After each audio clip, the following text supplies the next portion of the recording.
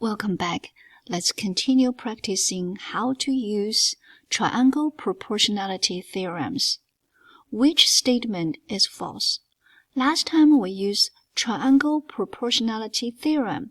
This time we're going to use this rule. Let's read it.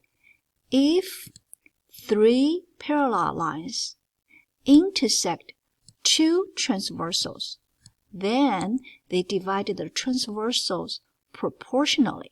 Alright, this is a rule we're going to use to find out which statement is false. Let's look at the first one. The first one says PQ, and PQ is here, PQ to QR is to UT to TS. So the direction used is this. From left to right, finish on the top, left to right, finish at the bottom. Really good, being consistent. Alright, so the first one is good. Alright, let's look at next one. Next one says TS to UT. TS, let's get a different color. Okay, TS to UT. So it's this direction. Is to QR to PQ.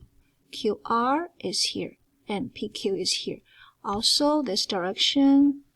Alright, both of them follow the directions consistently, same direction, right to the left. Finish the bottom, finish the top. Also good. Okay, let's look at the third one. Let's erase this. Third one says QR to RS. QR is here. RS is here. Oh no, this made a turn. Remember, you can do this way, okay?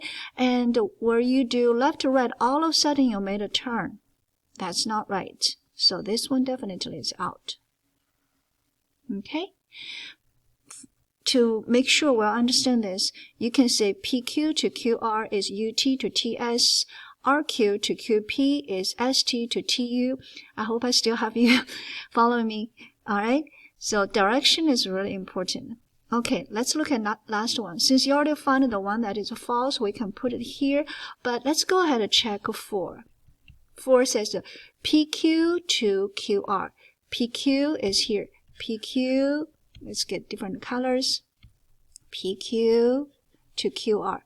This way is UT to TS, UT to TS, also this way. Did you see that? Alright, I hope you understand the key to solve this type of problem is you have to be consistent with the direction. You can do left to the right and right to the left, and don't mix them, and don't all of a sudden make a sudden turn.